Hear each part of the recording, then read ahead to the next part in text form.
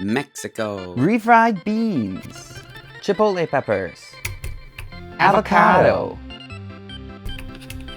Churros.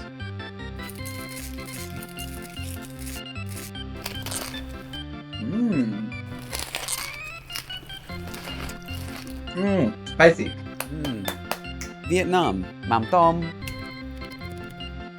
Phở. Bánh đậu xanh. Ugh.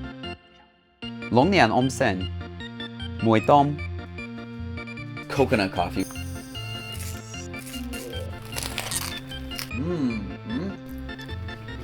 Taste adventure. Indonesia. Indomie. Mie goreng. Tempe. Opor ayam. Sambal terasi. Kopi ko. I'm gonna do two of Kunyit asam. Kecap manis. them. Let's do it.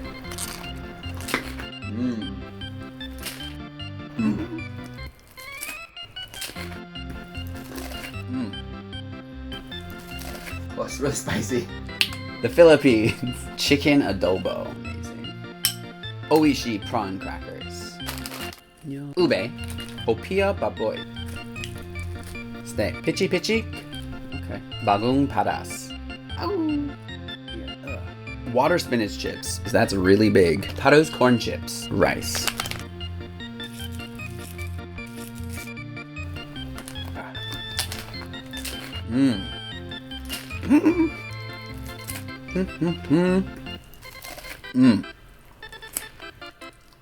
Italy. Pesto.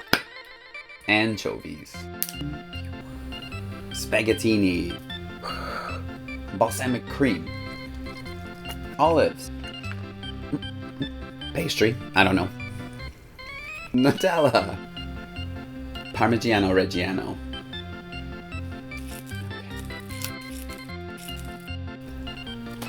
Oh, that's insane.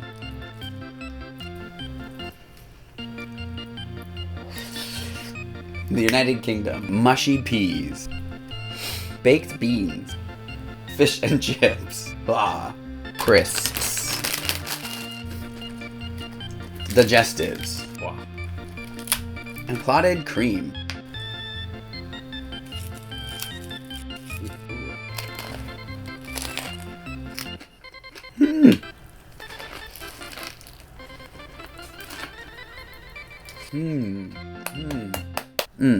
It's good.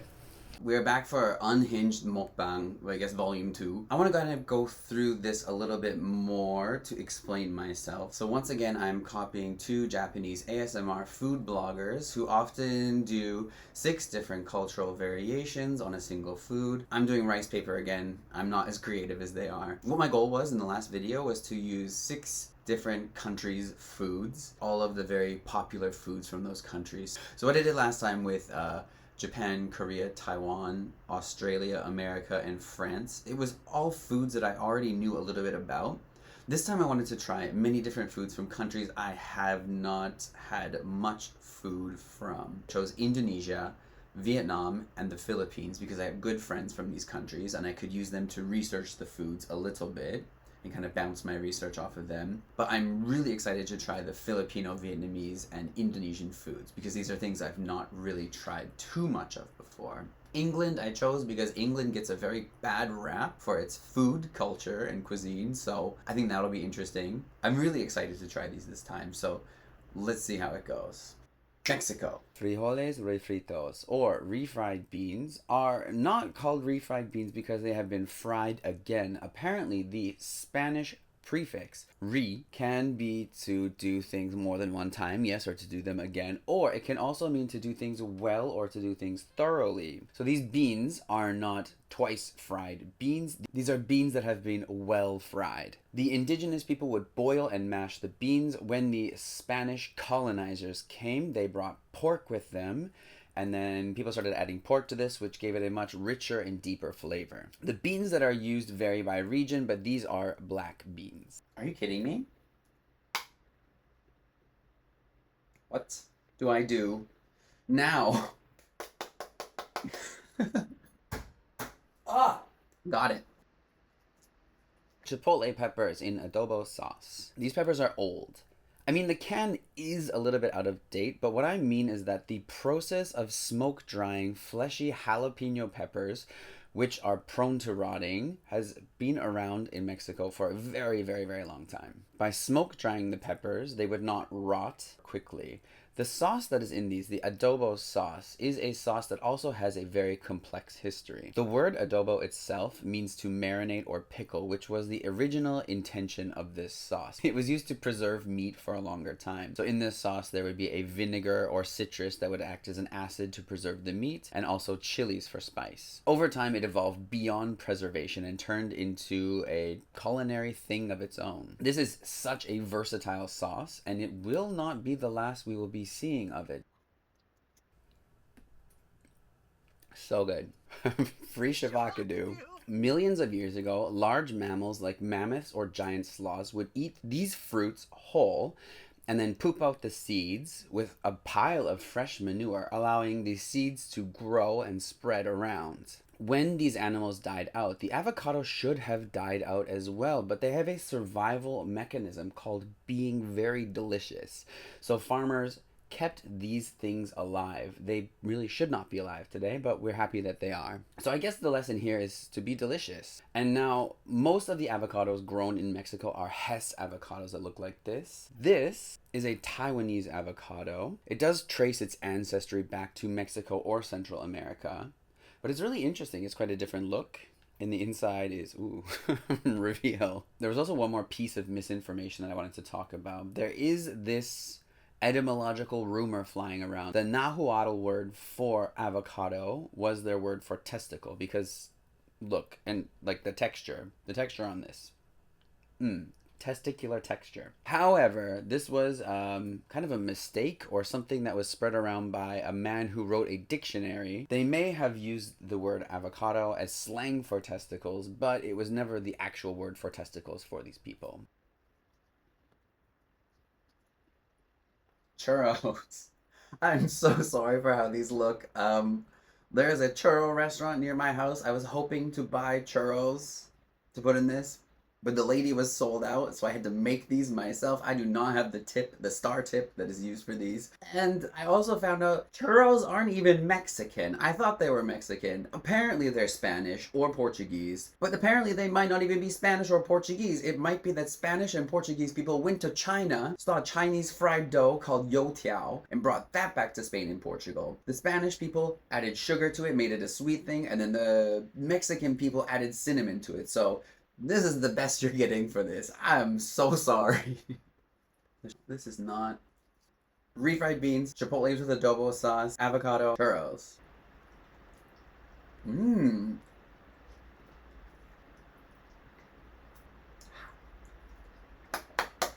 Spicy. Vietnam.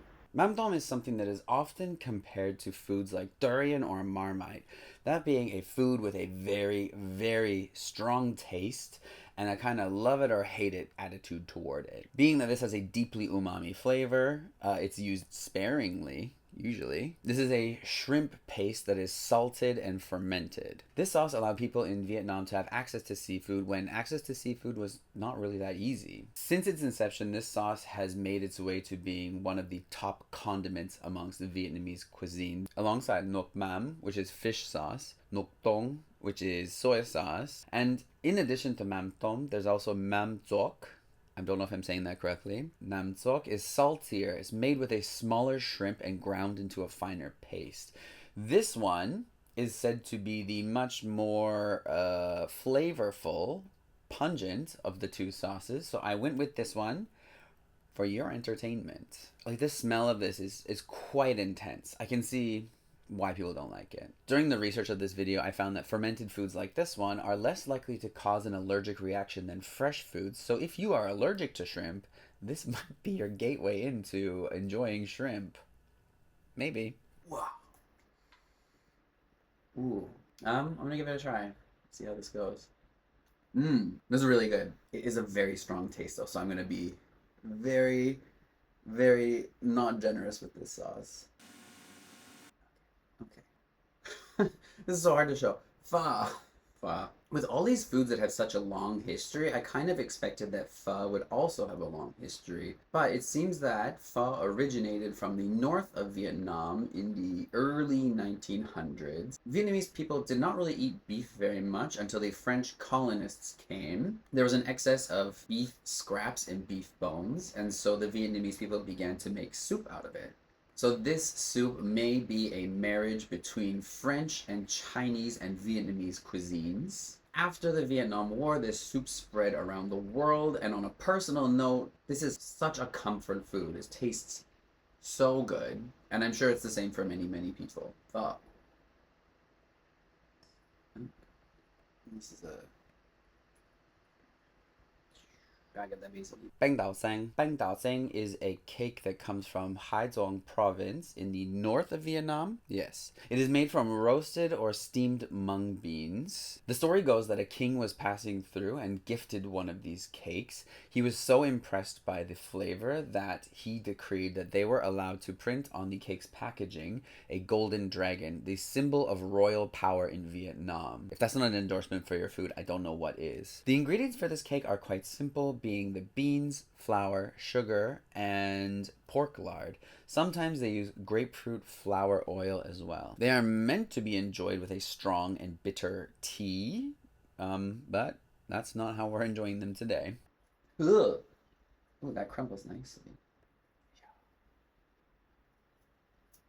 Okay.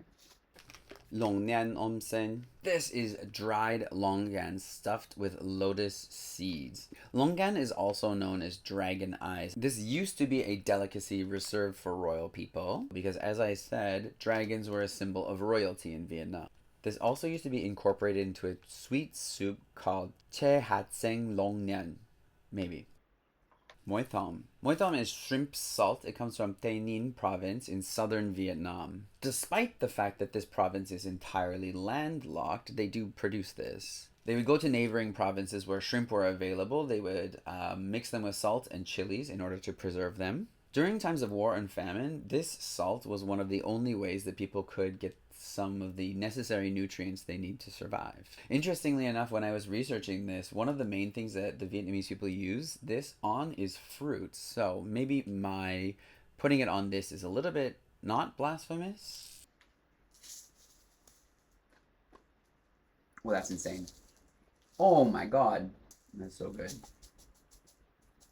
What might be blasphemous to put on, though, is Vietnamese coffee. Vietnamese coffee's origin begins in 1857 when French colonists brought Arabica trees to Vietnam. Over time, they shifted to growing Robusta beans, which have double the caffeine content and grow much, much better in the central highlands of Vietnam. The difficulty of bringing real milk into Vietnam due to the tropical climate causing it to spoil quickly led to condensed milk being the favored creamer of choice for Vietnamese people. Now, Vietnam is the world's second largest producer of coffee beans. This version is coconut coffee, which is a product of the 2010s.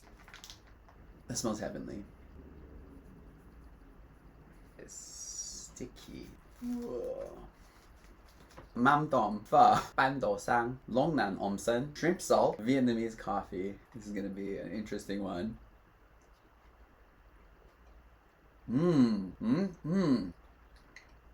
It's a taste adventure.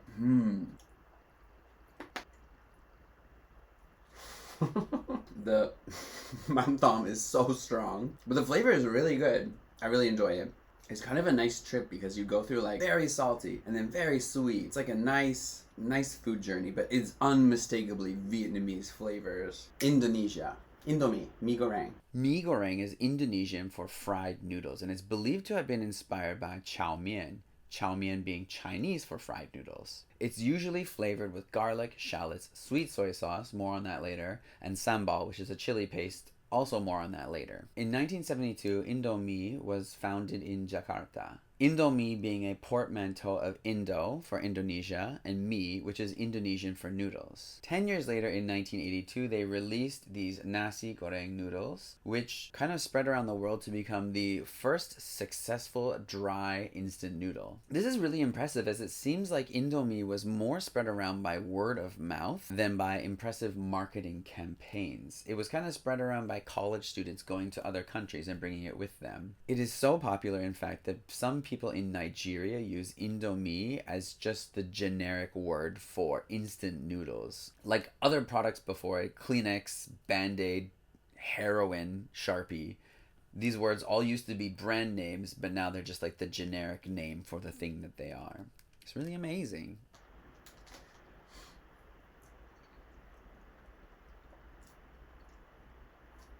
Too much. Tempeh. Tempeh is fermented soybeans that uses a fungus to join together the soybeans in a cake, like this. Unlike tofu, which is also made out of soybeans, the fact that tempeh uses the whole beans means that it has a higher protein content, higher fiber content, and more vitamins than tofu. By 1700, tempeh was eaten all over Java, and it may have been discovered sort of by accident when the people in Java would use teakwood or sea hibiscus leaves to wrap food. The fungus used to produce tempeh also grows very well on these, so it seems that perhaps somebody had wrapped the soybeans in these kind of leaves, and then they had come back to them and they had discovered that they had fermented somewhat. Much like the other fermented foods we have talked about, the person probably decided, it's still good enough to eat, I don't want to throw out all my soybeans. And they found like a really amazing food from this. I'm really happy that people in the past were so adventurous. Opor ayam. Opor ayam is another dish that comes from Java. It is chicken that is braised in coconut milk with spices. I'm starting to feel like I focus a little bit too much on Java. However, this dish has spread all around Indonesia and is enjoyed by many, many people. It is especially enjoyed at the Muslim holiday Eid ul-Fitr. This is a holiday that marks the end of Ramadan, which involves a lot of fasting. And so if you have a dish that is kind of used to celebrate the end of fasting, you know that it must be a very, very delicious dish. This one's insane. Peak. Sambal terasi. Sambal is actually a family of pastes and sauces made mainly out of chilies. It is not only from Indonesia, but from many neighboring countries as well. The word sambal itself, however, is purely Indonesian, as it comes from a Javanese word. In the 1600s, Spanish and Portuguese traders brought American capsicum peppers to Indonesia, and those peppers, which were a little bit spicier, kind of replaced the native peppers over time. There are over 300 varieties of sambal, and they vary widely even just within Indonesia. They include different cooking methods and different ingredients being favored in different areas. For sambal terasi, the terasi means that there is fermented shrimp paste in here. This ingredient was very vital to Javanese fishermen.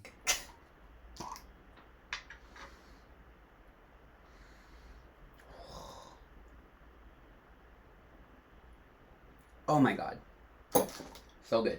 Kopi ko. Indonesia's history with coffee begins in the late 1600s during the Dutch colonization. Prior to this, coffees from Arabia held a chokehold on the coffee market. However, the fertile volcanic soils of Java and Sumatra proved to be ideal for growing coffee beans. I would be remiss not to mention that this industry was terrible for Indonesian farmers, where they were forced to grow things like coffee and tobacco instead of food, and it was a horrible situation. But Indonesia, like Vietnam, also switched from Arabica beans to Robusta beans, which are much, much easier to grow. One thing that I absolutely love that I found out was that 90% of Indonesia's coffee is now grown on smaller family farms instead of large conglomerates. Kopiko itself was first sold in 1982, and it is named after a Hawaiian coffee bean that it's not made out of. The creator decided that Kopiko was a very exotic sounding name and thought it would be suitable for the candy. One of the draws to this candy is that it contains actual coffee extract and caffeine, so I guess this could be like a good gateway drug for kids to foster a new caffeine addiction.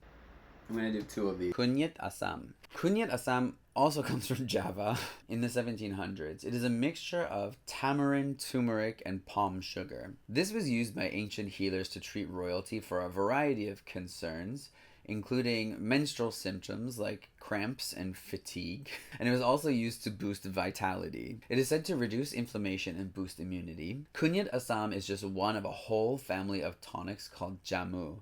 Jamu is a Javanese word and it means healing herbs or a prayer for wellness. Kecap manis. Kecap manis is an Indonesian soy sauce. The word ketchup comes from a Hokkien Chinese word meaning sauce. This word shares the same etymological root as the word for ketchup, interestingly enough, leading some people to think that this is a kind of ketchup.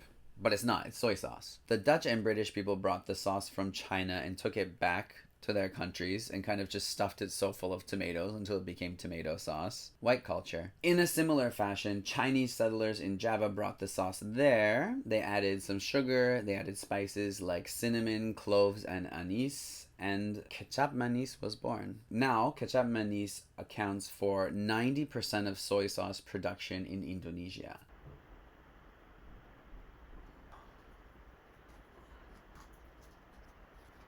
Mie goreng, opor ayam, sambal terasi, kopiko, kunyat asam tempe. Let's do it.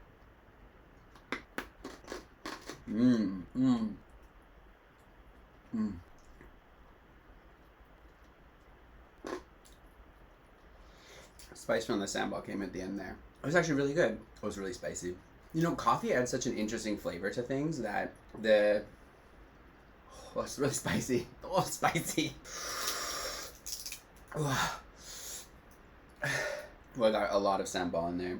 Oh my god. What I was going to say is the sweetness of the kopiko is quite of a nice mix. Coffee.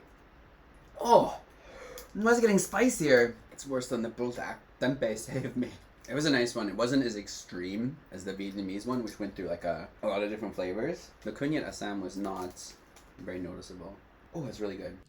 The Philippines. Chicken adobo. As stated before, adobo was a method of preserving meats. Here they used salt and vinegar and were doing so before the Spanish colonists arrived. The Spanish, though, did give this dish its name and contributed some other spices to it, such as garlic, onions, and bay leaves. This one I had to make myself. The smell is just like insane.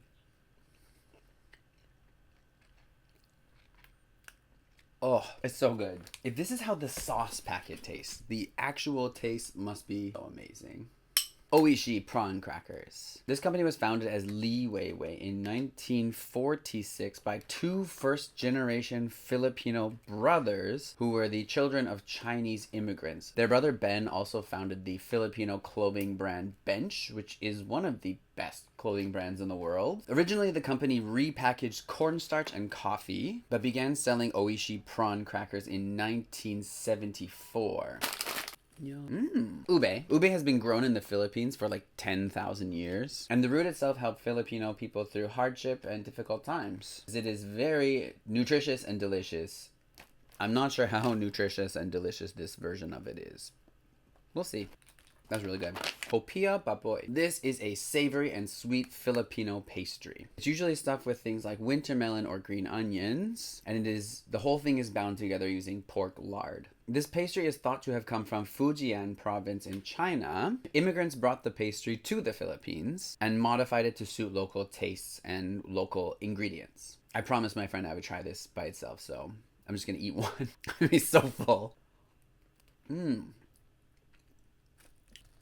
Pichi pichi. This is a pastry made from cassava, sugar, and lye water. Sometimes it's flavored with pandan, but I do not think this one is. The lye sounds a little alarming, but it causes a chemical reaction that allows this cake to have such a chewy texture. It's sort of like Filipino mochi, but instead of being rolled in flour, it's rolled in coconut or cheese. This one is rolled in cheese. It originated in the Quezon province in the 16th century, where the farmers would use abundant cassava roots to make this. It is often eaten during merienda, which is afternoon snacks, but it's also eaten at parties and other special occasions. Too big.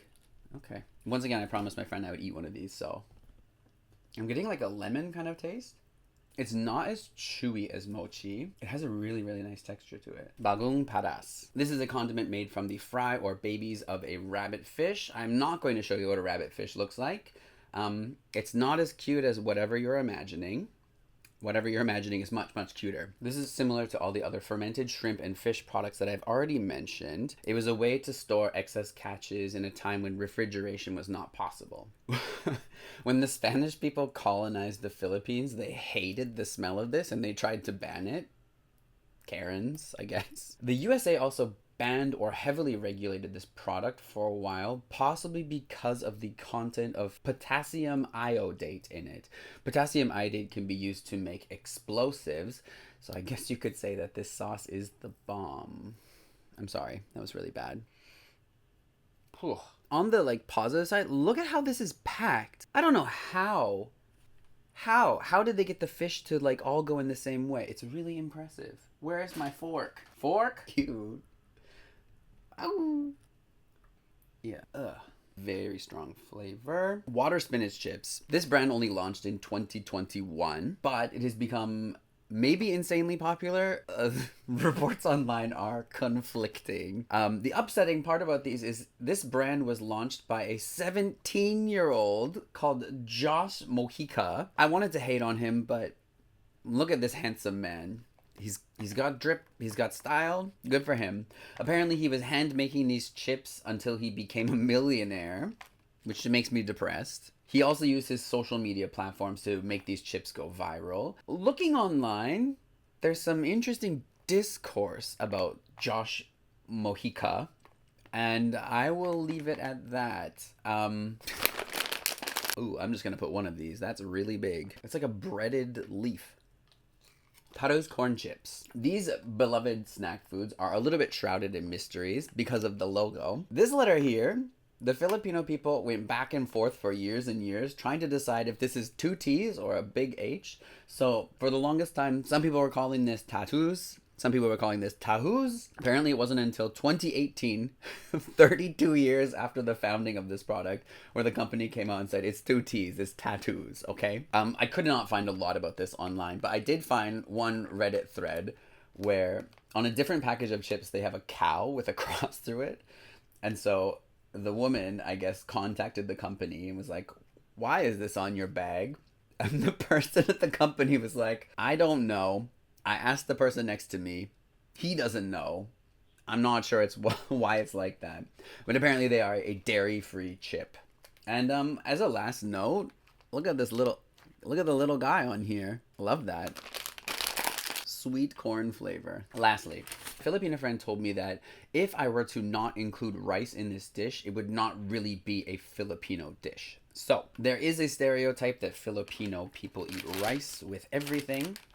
Apparently, some people will say, if there is a meal that does not contain rice, hindi pa kumain, which means I haven't eaten yet, because a dish is just incomplete in the Philippines without rice. Chicken adobo, oishi shrimp crackers, ube pillows, hopia baboy, peachy peachy, water spinach chips, tattoos corn chips, rice. Fish are very salty. I just shoulders. Whoa. Ah. I'm at the point where I'm enjoying the sweeter stuff more than the savory stuff. Luckily, lots of sweet stuff in here. Fish doesn't mix well.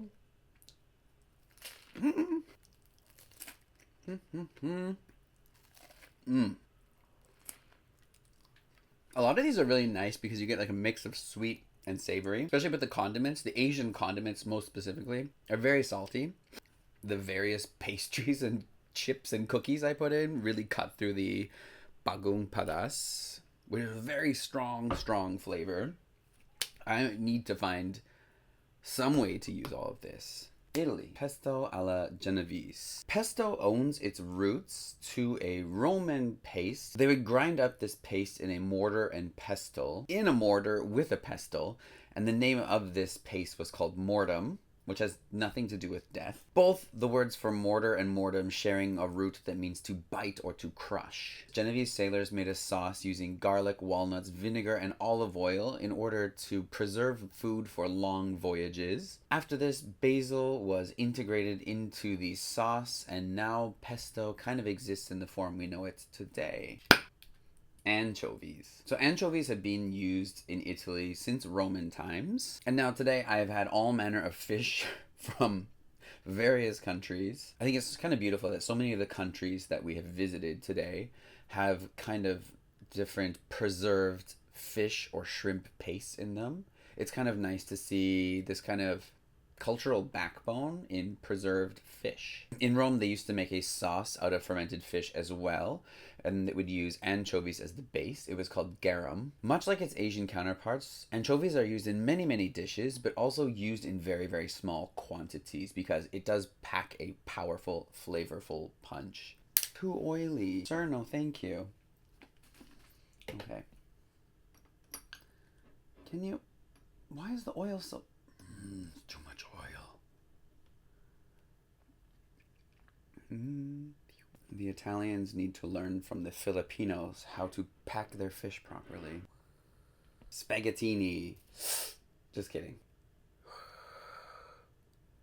So spaghettini is a noodle that is between a spaghetti and a vermicelli in size. There's also a larger spaghetti noodle called the spaghettoni. Unverified, not sure if true. There are an insane number of different types of pasta in Italy. I saw some numbers at 300, some numbers saying 600. While it may be true that pasta or noodles themselves may have originated in China, the Italians really took pasta and made it their own thing. Though pasta has a very lengthy history, originally it was just eaten either plain or with sugar, cheese, or cinnamon as a kind of a desserty kind of thing. It wasn't until the 1700s when people started to put sauces on them. Balsamic cream. Balsamic vinegar dates back to Roman times, and it originated in regions such as Modena or Reggio Emilia. They would make it by boiling down freshly pressed grape juice into a syrup. It has a complex history, and there are a wide variety of balsamic vinegars. Olives. Olives go way back in Italy, like growing wildly in Italy like 11,000 years ago. 5,000 years after that, farmers began to kind of plant them themselves and grow them. At some point, the Romans discovered olive oil, and they were like, this stuff's amazing. They used olive oil for practically everything. They would use olive oil for lamp fuel, for personal hygiene, bathing, treating wounds, treating sore throats. And I even saw in some places, they said that the Romans would apply a layer of olive oil to their skin in order to protect them from cold winds or winter weather. Maybe. The craziest of all, though, is you can just eat the fruit. You don't really need to, like, rub it on yourself. It's really delicious just by itself. I have nothing very clever to say about this. Tindi con crema alla Nicolia pastry. I don't know. Nutella. Nutella was originally created in 1946, and it was sold as like big blocks. It was originally made to stretch out cocoa, which was being rationed or hard to find during war times. It changed from being blocks to being made spreadable. It was sold as Nutella starting in 1964. Interestingly enough, the company that makes Nutella is also responsible for Tic Tacs, Kinder Chocolate, Ferrero Rocher, and Nutella. Pretty prolific company. Parmigiano Reggiano with mushrooms. This cheese has a 900-year history. It was originally made by monks. This is different than I expected. Did not expect this. Mushrooms also go way back in Italy. Mushroom hunting was a big hobby. Oh my god, that's insane. That's delicious. So mushrooms were this thing that Roman people were like, these are delicious as hell, but also very dangerous. There was like a famous poisoning with mushrooms that happened in ancient Rome. It was a whole thing. Okay. Pesto, spaghettini, olives, balsamic vinegar, Nutella, Parmigiano Reggiano, pastry. To like mix a little. Oh, that's insane. This is weird. Bizarre.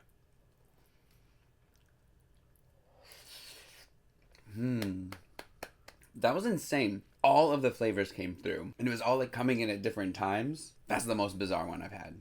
Maybe this is the best one. It's really, really good. The United Kingdom. Man, the UK gets a bad rap for its food, but... Okay, mushy peas. Mushy peas originated in the north of England and were a way to keep marrow-fat peas, which were a hearty and cheap food. Great for keeping the working class, well, working. Now, they vary a bit from region to region. I had to make these myself. I didn't use marrow-fat peas. These are usually served as a side to dishes like fish and chips, and they can also be deep fried and served as a patty itself. Like, I feel like this food gets a really bad rap. This is the first time I've ever made them. They look disgusting, but oh my god, they taste so good. Baked beans. I think like many people assumed that this was a just British food. This one was inspired by indigenous tribes in North America, where they would boil beans with bear fat and maple syrup in order to make a similar recipe. American businessman Henry Hines changed the recipe a little bit. He added molasses and pork lard. He brought baked beans back from America to England in 1886 as a luxury food. During the World Wars, where food was a little bit scarce, baked beans were considered a necessity or a very important food because of how nutritious they are. And then from that, I think they just became a really huge staple in British cuisine, especially in English breakfasts. Now, the most important question, spoon or fork? Have you seen the video of two British people discussing baked beans? With a fork or spoon? Tomatoey sauce. Can't forget about the tomatoey sauce. This is, for British people's standards, this is like explicit sexual material. This is cold. Are they that good? Cold from the tin. That's okay. I wouldn't say I love it. I agree with the lady though. Spoon, right? Fish and chips. Ah. Fried fish was introduced to England by Jewish immigrants from Spain or Portugal who would sell pescado frito in London. Traditionally, cod or haddock are the fish most often used. I use tilapia. Sue me. The person who opened the very first fish and chips shop is mildly debated. Not hotly debated. Mildly debated. It was either Joseph Malin or John Lees in the 1860s. And this dish, like baked beans before it, also surged in popularity during the World Wars. Now, wait, where are my chips? Ah, here. Not chips, sorry. Crisps. So this brand was founded in 2002 by a potato farmer who was looking for a different way to sell his potatoes. And I found the most British flavor I could possibly find. Mature cheddar and chives. So cheddar cheese was invented in, you guessed it, the village of Cheddar. Very good. In the village of Cheddar, they would age their cheese in limestone caves, which is really cool. Cheddar cheese also first appeared in history when King Henry II ordered 10,000 pounds of it, which, very relatable. Chives are also, I guess, very British. One of the very first cultivated herbs, and they have a long history, but a perhaps even longer history in China, where they have been used as medicine for a long time. McVitie's digestives. Wow. Digestives were invented in Scotland, which is why this is a UK dish and not an England dish. They are named digestives because they have sodium bicarbonate in them, which is supposedly something that helps aid in digestion. Now they are a cornerstone of British tea culture, and apparently there's a debate on the chocolate ones, whether you eat them with the chocolate side facing up or the chocolate side facing down.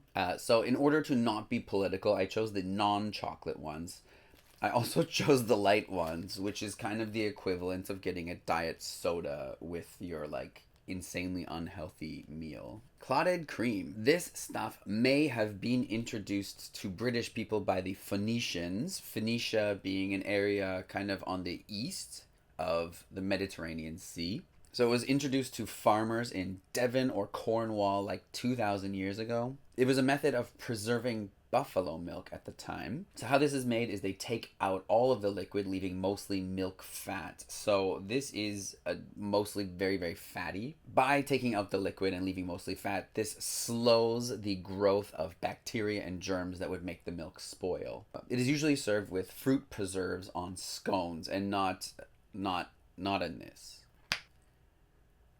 Apparently this jar contains about 800 calories. So okay. mushy peas, baked beans, fried fish, crisps, digestives, clotted cream.